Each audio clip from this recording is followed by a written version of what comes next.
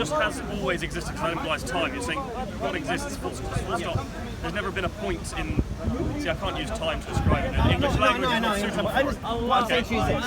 Whatever caused this universe, I believe, didn't have a cause, didn't begin to exist. So whatever caused this universe to exist has always existed. If it's always existed, that means it never began to exist. If it never began to exist, then there is no cause. Hence, the term uncaused cause. Yes, sure. So, another question I have is, why do you think infinite regression is actually a problem? Why do I believe infinite regression is an actual problem? Why would infinite regression not be a suitable explanation? Do you understand the problem of infinite regression? I do, but I don't think that it's a logical... Explain to me infinite regression, just so we're on the same level. So, everything that has a cause has to have a cause, and if you don't admit that at some point the chain starts and has an uncaused cause, then the chain goes on forever. No, how do we get to where we are? What do you mean by that? Oh, you mean why are we here now? Because we'd still be in the process of getting here. If we could exist until that thing that caused it to exist, and that thing couldn't exist until that thing that caused it existed, and that couldn't exist until that thing caused it. If you keep going backwards, you've got the problem in infinite regression. The problem needs to be solved. This is why even Hawkins talks about an uncaused cause. Even though we don't know what it is, they don't say it's God. This is why it's always energy or whatever it is. But you have to have an uncaused cause of all that exists. I don't agree with that, because that sounds a lot to me like Zeno's paradox. You're saying that everything that has... Zeno's paradox? It's the idea that... So if you've got a runner, and you've got an arrow, and you shoot the arrow at the runner, right? So the runner runs 10 meters, the runner runs 1 meter, the arrow goes 10. So the arrow is going 10 times as fast. But then the runner runs 10 centimeters, and the arrow goes 1 meter. And so the arrow is always catching up, but never actually gets there. So, and similarly, what you just said is the causes are always getting to this point in time, but they never actually get there. No, it can't get to this point in time until we start it. I don't agree with that. You don't have to agree with it. I'm telling you what I believe. It's a very unusual argument we're having, because we both agree that there's reasons people exist. Okay, I'll make it easy for you. But, so we have just to think of everyone else, we have the same conclusion, but we don't have... You think there are reasons, and I'm saying that reasons would defeat the point. No, I disagree, because like what you're doing now, you can challenge my reasons. I don't mind. Yeah. You can't prove my reasons wrong. You can just disagree with them. I don't mind. Your prerogative. You can prove them logically, surely. I mean, you've just... How do you prove that? Okay. I mean, you've relied on logic. Let me use the example of the sniper firing the shot. I've used this before, but I'll use it again. I'm not familiar with this. Okay. Let's say there's a sniper, and he needs to take a shot. But before he takes that shot, he needs to take permission of his superior officer. Okay. So he goes, permission to take the shot, sir. Before the superior officer can give permission to take that shot, he needs to take permission from his superior officer. Yeah? And so forth. If everyone keeps seeking permission, and we don't have somebody to say, take the shot, the sniper will never take the shot, will he? Yeah, I agree. Right. So imagine the Big Bang, if you like. Yeah? If the creator requires a cause to get to where we are, yeah? Then until we have a start point, yeah, even if you want to go 5 creators back if you like, yeah, but there has to be at some point an uncaused cause that started the law. And that cause is what we call God, Allah, the creator, whatever you wish to use. Okay. Now using Occam's razor, we can remove all these little gods in between, because we're talking about we want the creator. You understand? So that's why I would say the problem of infinite regression cannot be solved. I don't believe. If you can solve it, solve it. I don't think infinite regression is a problem. How does a sniper take the shot if he never gets permission? Okay, let's say you write down a big, like a shopping list and the chain of events that lead. So right now there's the sniper, and then there's all the superior officers, and then there's creation of the country they're at war with, and then there's the Earth, and then blah blah blah. No. Wait. You go all the way back in time. You just changed paradigm. You might say. No, you just changed paradigm. I'll give you an example. These are the dominoes. I'll give you an example. Infinite regression means what? Infinite. Okay.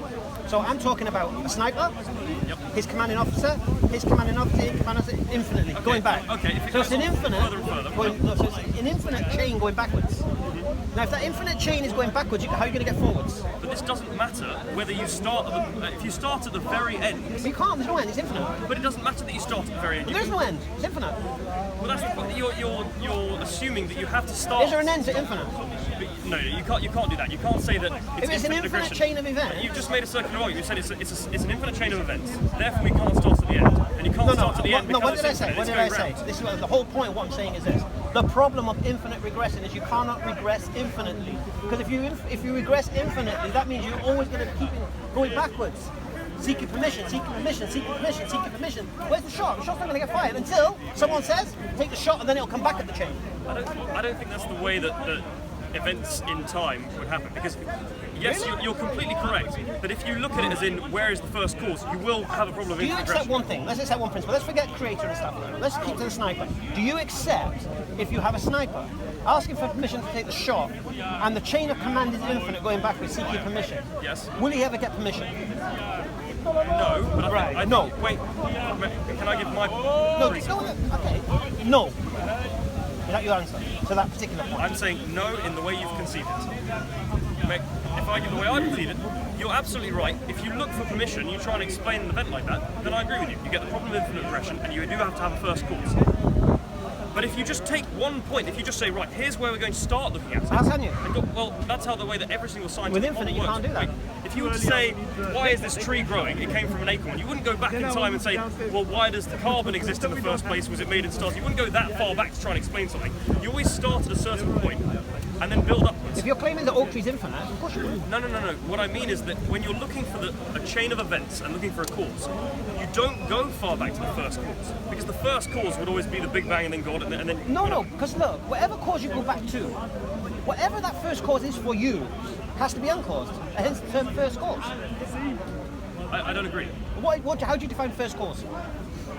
The thing that causes the chain of events you're looking at. Right, and You're looking at. Right, and what caused that? Well, then you're looking at a different chain of events. Why? Okay, again with the tree example, an acorn falls on the ground, Right. and then it grows into an oak tree. So you would say, if you're trying to explain why this tree exists, you would go all the way back to that acorn. To the acorn. And there is a different chain of events that says, well, the acorn came from another tree. And I agree with you, so on and so forth, when you compound all the different events together, Right. you get that first cause problem. But when you're looking at a chain of events and you just start time from now, and the clock starts running, then there's no reason why you have to have the problem of infinite regression like that. I know. The problem that you're having is that you're trying to deal with the problem of regression by making an arbitrary starting point. Yes. And you're just making it up.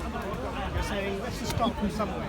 Because actually you know that you can't go back to the beginning. Because in the model where there's regression, there is no beginning. And the question being put to you is, can you cross an infinite series of past events? And the answer to that is you can't. I'm saying that there's no reason why you couldn't just add one more cause on. There is. The reason is because there's an infinite series of past events.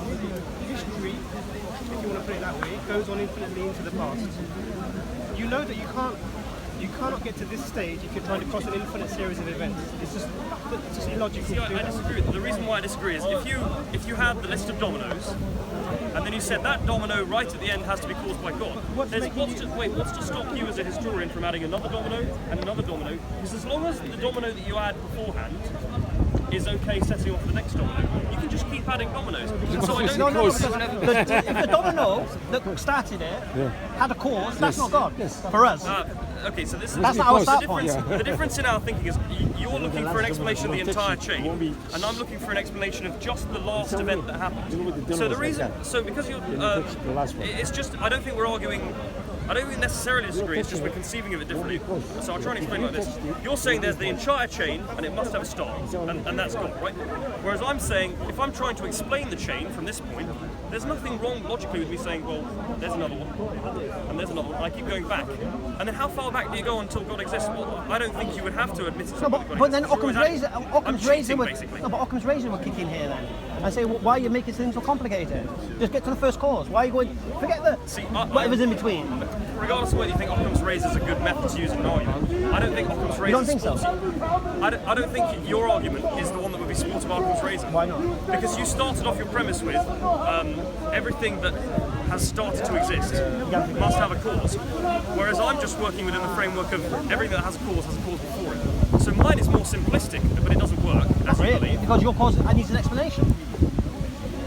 No, what I mean is that all the events that happen in my idea of history work with the exact same physics. It's just there's something that happened and there's a cause. Okay, make it easy for you. Whereas yours has got a slightly different thing added at the end. Creation exists, we believe. Creation couldn't exist without that creator. Yeah? If that creator wasn't created, say that creator was created, yeah? Whilst it wasn't created, this creation couldn't exist, yeah? It would need to be created. But that creator needs that creator for it to exist. Yeah? So if that creator didn't exist, that creator wouldn't exist and we wouldn't exist, yeah? Yes. So then that creator needs a creator as well. So we go back again. Now if that creator exists, then three creators can exist and the creation can exist. If that creator doesn't exist, yeah? But we're going backwards here, so We're going backwards all the way, Yeah, but infinitely. you can keep going backwards. No, but you can't because you're never going to get the original creator. But this is the problem. So you're assuming that you need the chain has to stop at some point. Where are you getting this idea that the chain has to Infinite stop? progression. The thing is, you're answering too Well, go on. the point of the discussion here is the ultimate you're not asking that question. You're asking, let's find a cause and be satisfied with whatever answer we come up with. And that's not the discussion being had here. We're talking about the ultimate cause of everything that exists. You want to arbitrarily stop the cause somewhere because you know the inevitable conclusion is that you cannot traverse an infinite series of past events. That's inevitable in that conclusion, infinite regression. So, in a way to make yourself, to make yourself feel better, you're starting it from somewhere because you want to explain things as we know them. But what you're not doing is dealing with the ultimate question, and this is the ultimate question, the existence of something that's uncaused, that started everything, the chain. So you can stop where you like, you can stop there and say I'm satisfied with that for myself and live your life that way, but that's never going to get you to the ultimate reason of why are we here and answer the big questions that are important, because the existential questions are the really important questions. Your response, let's start somewhere arbitrarily, is just a way of explaining in a system bound by the universe how the universe comes into existence. And I think you need to think deeper into this. And that's why you got to deal with the question of infinite regression and not just sort of arbitrarily start it from somewhere. I get. Do you understand what I'm saying? Yeah, I'm gonna. Is it right if we go back to the start and explain why we had this discussion? You can go back to the first course, no problem. The ultimate is done me there. So we started off with, do we think there's proof of God? And I said that if God would create the world, the nature of belief would be such that if you created absolute 100% proof, there'd be no belief involved in it. There'd be no question of faith. There'd be no question of devotion because, it's like believing whether the sky is blue or not. Something that has 100% proof doesn't inspire any belief, any faith, any morality. So I said that if God creates the world, then it will be in His interest and in humanity's interest not to put proof there. And so when I look at these problems, I agreed with you. Yeah. So we agreed on that. But then one of the argument that we've had is the first cause argument. And you've given the No, what I said to you, all I've said to you is my belief, isn't it? Yeah. Why I believe it. So I believe if you're going to say what caused God, then you would have to ask what caused that cause, and I believe you have to, you know encounter the problem of infinite regression. Now you're saying you don't. I'm saying that infinite regression is not a problem. You haven't established that. Yeah, exactly. You the way you deal with it is like if you you have an infinite arbitrarily. regression, you have no start point. I'll give you mentioned Occam's razor earlier. I'll give you an argument by the early 20th century philosopher called Bertrand Russell. He said, does everyone understand the concept of entropy? The idea that, if you build a big sandcastle on the beach, it's eventually going to wear down and go back to the level of the rest of the beach. Because that's the way that time works. It wears things down and everything reaches the same energy state. It's nothing special. So he said that if you look at the universe now, today, it's got slightly less entropy. Sorry, the status has got slightly more entropy than yesterday. Because yesterday that sandcastle was standing really tall, and today it's got blown a bit down by the wind. And eventually in the far future we'll get to a point where the sandcastle's gone completely. And right at the start of the universe, that sandcastle is entirely built up. So if you were to compare the 2 days, today and yesterday, today has more entropy, it's closer to the final end of the universe, and yesterday has less entropy, it's further away. Then the chances of the universe starting to exist yesterday are lower than if they start to exist today. So there is more probability that the universe has started to exist today when we all woke up and we all have these memories because that's how the universe was created. There is more chance of that than there is of the universe starting off at the lowest state of entropy and reaching how it is now. So the reason it's not a good argument is because actually you're using the sandcastle example, which seems to make sense because the sandcastle is going from an organised to disorganised state. If you took the universe, because we're talking about the universe, if you go backwards in time in the universe, when you know the universe is expanding, the particles, if you want to pull galaxies, the particles in the argument are getting further and further away, so the entropy is. If you go back as time goes on, everything comes closer together, becomes more organised, and when you get to the singularity, everything else actually is together with minimal ability to move. So less options for movement within that entity. So actually the argument is the opposite way around. So as you go back in time in the universe, there are greater chances, because entropy, because everything's breaking down actually since that time. What you're seeing here is a fluctuation in the entropy in a certain area, and you're thinking that this is a sign that previously... I disagree with that, because the second law of thermodynamics is such that entropy always increases in a closed system. And if the universe is a closed system, then it must be the case that entropy is increasing over time. What you've mentioned, the synthesis of particles way back at the start of the universe, the synthesis of particles is not making the universe more organised. Because originally when the universe started, it was just a soup of energy, and then particles come about. But those particles come about as a result of energy dissipating, not as a result of energy organising. What is the singularity? Let's say we understand. What do you say the singularity is? What are you saying?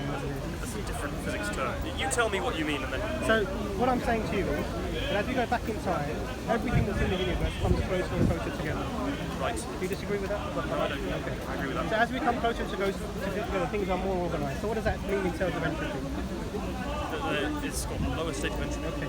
So you're saying entropy increases as time goes on. This is the second order. This is exactly what I'm saying to you. As you go back in time, everything actually becomes more and more organised because there are less options to move that particular piece of that matter or energy in any particular way. And when you get to singularity, there's maximal organisation and density. That's the reason that's not correct is because you're assuming that when things are further apart and they can't interact with each other, then there's no chance for anything happening. So your sandcastle example. Yep. The sand is compacted together in the shape of a castle. Yeah. That's why you say that when the wind blows, then these particles are further apart the next time. It's exactly the same example, but you're using the example because something is now was dense and now is becoming less dense. Let's use that term. And you're saying that's scattered, and that means that actually the entropy is increasing. And I'm saying that's how the universe was. So initially it was all singularity, dense, energy, matter, whatever you want, infinite mass, infinite density, essentially nothingness, so however you want to call that. And then there was an explosion, and then all these particles of matter or energy, whatever you want to call it, started to spread out. Okay. So entropy is going up from that point. Yeah, I agree. And in the universe, the entropy has gone up from the beginning. What you're doing here is when you look at using the sandcastle examples, you're using a localized fluctuation in entropy to then extrapolate that backwards to across the universe. No. So actually, in universal terms, the chances of the universe having been created previously actually goes up as you go back, because actually all the time it's I think the analogy I gave wasn't very good because I was just trying to explain. Are you going to rescind your sandcastle example? Yeah, I'll rescind my sandcastle. Good man. There we go. We like I'll rescind the sandcastle. Can you bring an example that actually works? If I give it, okay, I'm going to use the sandcastle again. If you've got the sandcastle in a box, a glass box, and you just shake the box slightly.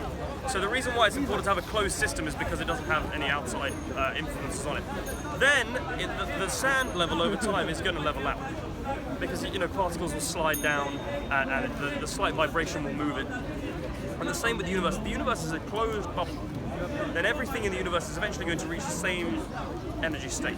So if you've got running a hot tap in a bath is another classic example of entropy. You run the hot tap, then you've got a hot part of the bath and a cold part of the bath, but over time, it all equalizes to become a lukewarm temperature. That's the course of entropy over time, right? So, and the universe would follow the exact same principle. You have some parts of the universe that are extremely hot in the middle of a star, and you have some parts of the universe that are extremely cold on the coldest asteroid. And over time, the energy of the universe will dissipate such that there's the same energy concentration everywhere and nothing else will happen. Because from that point, according to the laws of thermodynamics, there'll be no more interactions between particles, and that's the end of the universe. And what Bertrand Russell said was that there is more probability of us being if you've got like low entropy down here, so the start of the universe, and high entropy over here, so the end of the universe. Bertrand Russell said you're more likely for the universe to be created here when it's almost about to finish than to be created right at the start with maximum entropy and have to go through all of that chain first. I don't personally know whether I agree with that, but that's just an argument for the universe starting arbitrarily today, and us all just waking up with memories that didn't actually happen. I don't believe that. You're not claiming that, are you? No, I'm not claiming it. I'm just saying. Why are you bringing it forward? That's the question. It was, you know when you open tabs on Wikipedia and it's just like you end up reading something completely Careful, Wikipedia, my friend. Yeah, I know. Be careful. Always reference that. Who's saying what and why? At least I remember the most. I tried my best. Sandcastle was bad. All right, let me repeat myself. Yeah, go on. Always check what you're reading on Wikipedia before you come to the park and start making I didn't read that from claims Wikipedia. about it. I read the book on that. Wikipedia was an analogy again, like No, you no, say, I have no issue with Wikipedia to search stuff out, but make sure you search stuff out and understand it before you come here and say it. And then I know that. I know. So That's a way of just dealing with the infinite regression by making an arbitrary starting point. Yeah. It doesn't actually deal with the problem. well, yes, but it does require more logic to go into why infinite regression doesn't work. So to move the argument on, No, but let's go back to what the whole principle of the argument was. You claim that a belief in religious understanding or religious teaching, as I have, is somehow different to believing that man evolved from common ancestor or man landed on the moon and all of this stuff. Okay. What was the reason for that? He said there's a difference in the belief, and I said the principle remains the same. Whatever your belief is, the principle remains the same. But you said no, it's different. So I'm interested to understand what's the difference between the belief man landed on the moon and me believing that Muhammad is the messenger of God. What's the process? What do you think the process is different? How do you think the process is different? See, I believe the principle of what I said to you with regards to belief, accepting something to be true, with or without evidence.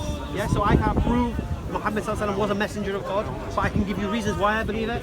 And you can't prove man landed on the moon because you weren't there, and you can't take me to the moon and show me man landing there. But you can produce your reasons why, TVs, newspaper cuttings, or whatever. All right. I think they're a different nature of belief. So I want to understand. Sorry. So just what I want to understand is this: you think there's a different process going on, and you think for somehow religious people have a different way I wouldn't of. use the word process. I'd say it's the same intellect that you're using to drive it. Right. But I'd say that the reasons that you're looking for are slightly different. All right, and I want to understand that.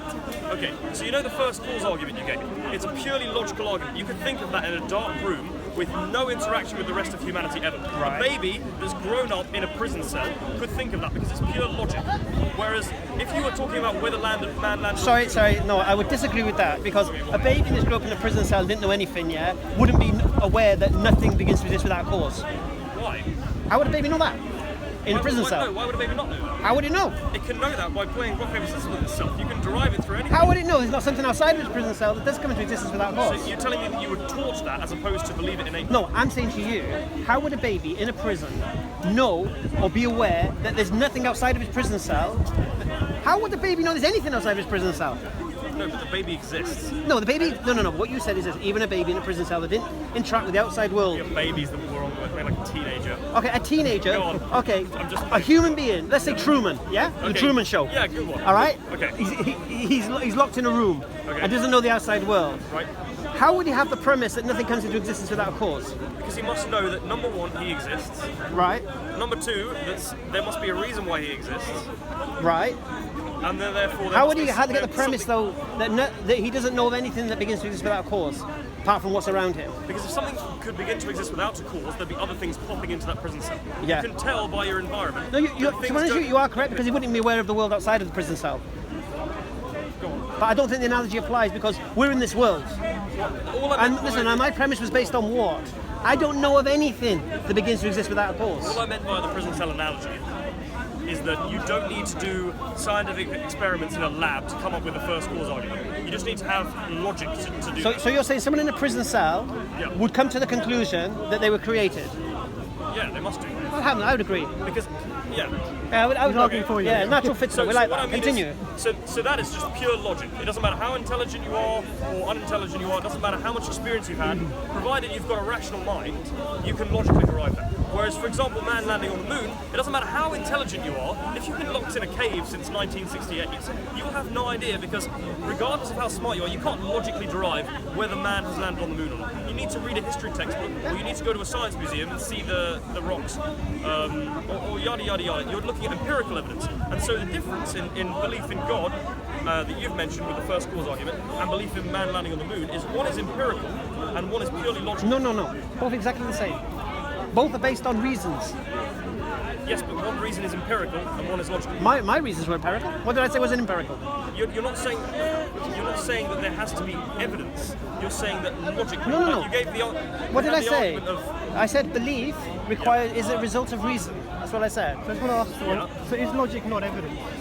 No, logic is evidence, but it's a different kind of evidence, and logic is 100% evidence. That's what I'm saying. So logic, if I say I am either, let's use sky. The sky is either red or blue.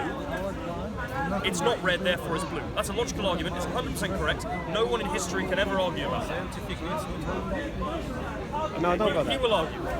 Empiric. Okay, we'll run with that argument more. So I can No, do let's that not. logical argument. Let's not. But yeah, but wait, Let's it's not. a good one because empirically, I would have to then measure the wavelength of light coming. I have to measure the energy level of the photons rebounding off the atoms in the sky.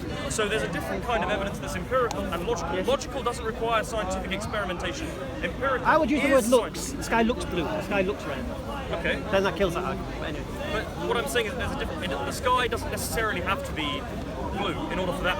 The argument that I gave you, it's either red or blue. It's not red, therefore it's blue. That's the terminology is valid. It doesn't have to be sound. It doesn't have to be actually true. But it's a logically valid argument. Right. So I would And so say. you're saying your argument is valid. So my argument is this: Yeah. this universe was either created or caused itself. It's one or the other, yeah. Yes. Okay. And I would lean towards it was created because I don't know anything that can cause itself. But you've shown logically that it can't cause itself. You've shown logically that it can't cause itself. We already said that you can't have. I'm just working with your argument. So you said that it can't start at a random point. Yes. It has to start at the very first cause. Yes. So you've said logically Yes. that there must be the first cause. Whereas the empirical side will go, well, let's measure anything and go out and try. They try and find for 1,000 years something that can't be caused and do experiments to Well, see no if one's you can claiming find it. empiricalism. That's my point. So your argument's logical, not empiricist. I never claimed to be empiricist. You're trying to say. yeah, so it's- no, but you're trying to say the way I reason my belief when it comes to Creator, or Muhammad, peace be upon him, being a messenger of God, or the Quran being the word of God, is somehow different to believing man landed on the moon. I think I'm not saying it's any more or less valid. I'm not saying it's any more or less reason. I'm saying it's a different kind of belief. What's the It's difference? The difference is that one is 100% sure, without a doubt. But that's not belief then. So what is Yeah, that? which What's brings me 100% back sure? to my original What's point. 100% sure? 100% sure is there's not even, there might be, there's no possibility of the opposite being true. All right, so you're saying to me man landed on the moon is 100% sure.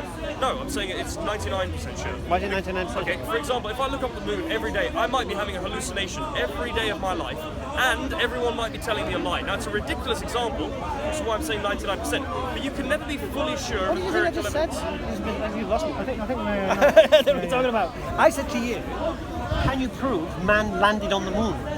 Moon landed. Neil Armstrong. Yes. Can you prove that happened? I would say no. Right. But you believe it happened. Yes. And you have reasons to believe it happened.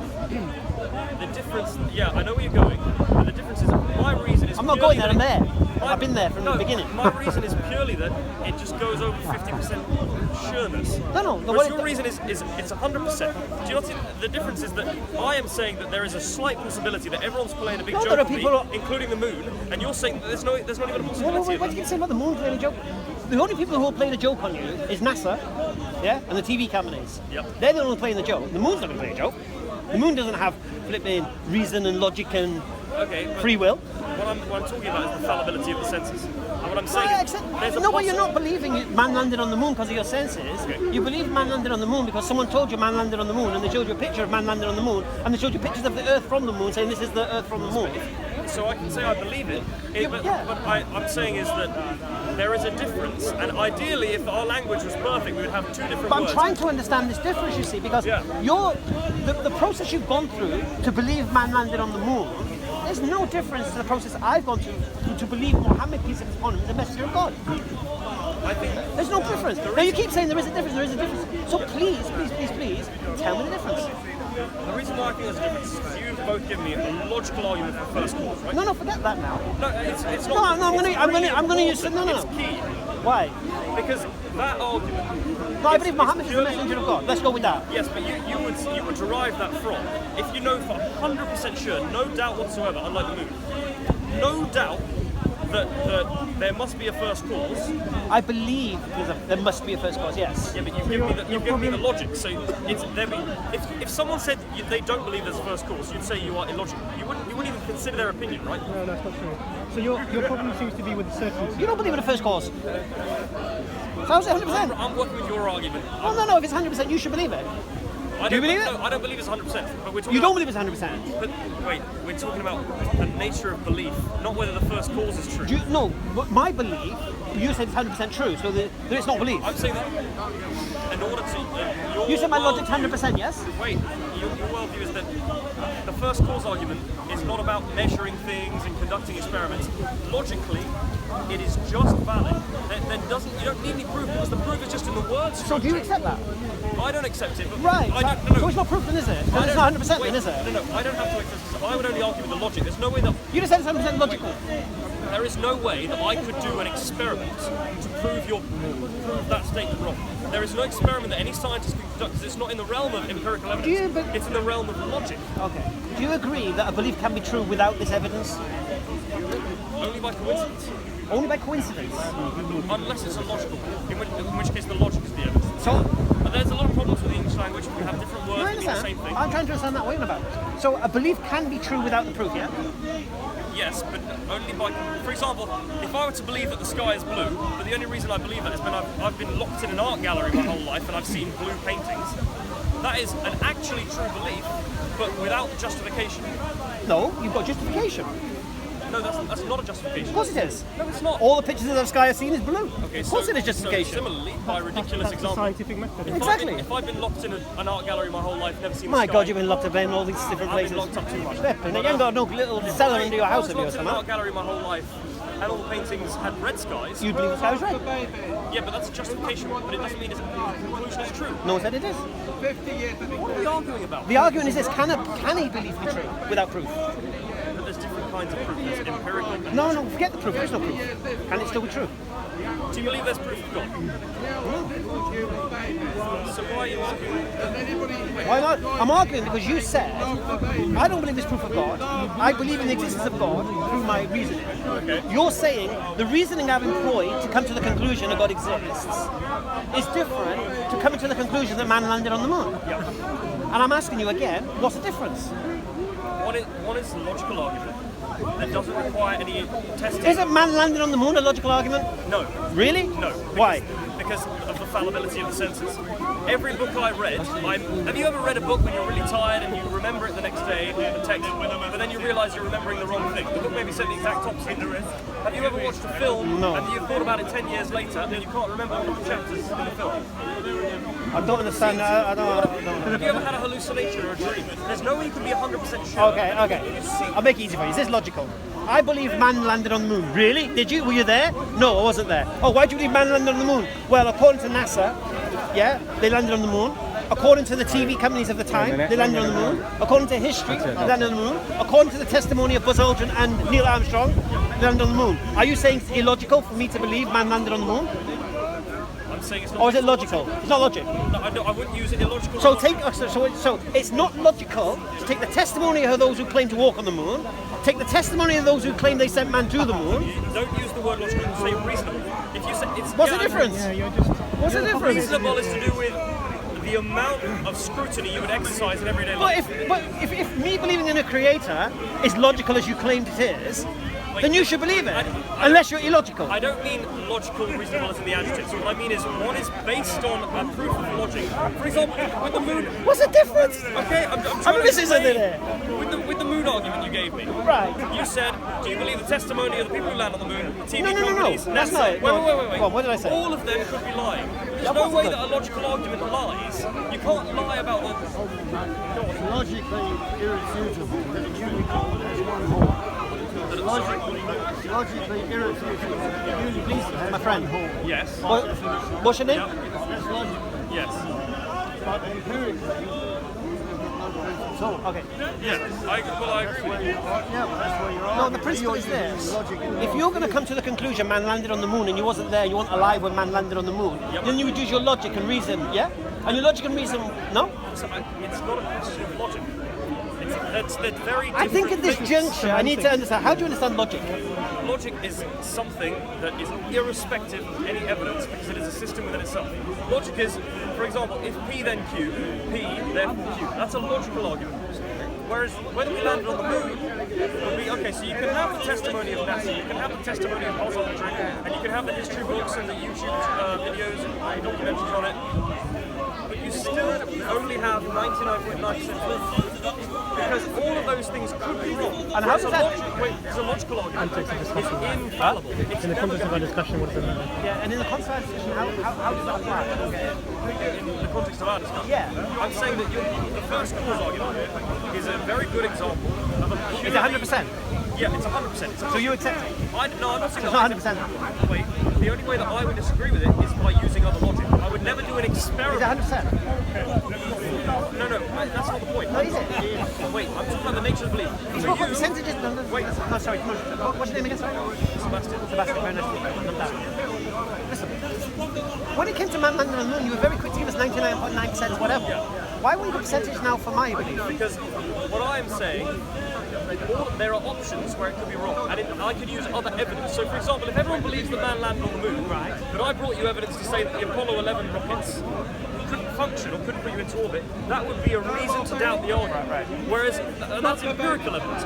Whereas, the only way I'd be able to refute the first cause argument is by using formal logic. Really? Yeah, so I would be, you see the difference perhaps? If I understood the first cause argument right now, I could go and sit in my room for a year, never go outside, never read a book, and I could just think and write down the logical reasons for disagreeing or agreeing with it. Whereas if I wanted to find out whether man landed on the moon, I would have to go to the science museum, I have to go and talk to people, and so the nature of proof in the two different cases is different. One is empirical evidence, and one is pure logic. Logic doesn't require anyone else to believe in it. Logic doesn't require evidence from scientists or from science itself. Whereas landing on the moon requires you to believe in other people. So, just to take this to its seems natural conclusion, me believing in an uncaused cause of everything that exists is logical. I'll take that. You're saying I'm saying if you believe in the first cause argument, Then it's logical. the nature of your belief is purely logical. Okay? I agree. I would say that the only way you'd be able to beat the first cause argument, so it's like a half concession, is that you can't provide evidence. You couldn't do a scientific test to find something that doesn't need a cause. No, you could. No, but that would never get anywhere because I'm talking about logical. No, you could produce something that goes against what we might see. Look, either there's a first cause or there isn't. Yeah? Alright, I believe there's a first cause. So the question for you is this: if it's logical for me to believe what I believe because I believe in a first cause, then according to that same logic, whoever doesn't accept the existence of a first cause is illogical. At this I junction. disagree with the semantics. It's logical for you to believe that, even if it's not true, because you are believing on it based on logic. It's logical for me to believe it is not true. That means you know it's not true. No, it doesn't. It doesn't. Well, you just said it's not true. What I'm saying is that your argument, Right. your nature of belief, you would describe yourself believing that argument as logical. You would call yourself logical for believing it, yes? But if I had the opposite belief that it doesn't need a first cause, this is It doesn't need a first cause. This is a full experiment, so don't argue with whether it's true or not. It's just an example. I can argue with the example, yeah. Okay. You, as I said, you believe that the first cause argument, you are logical for believing it. That is a logical argument.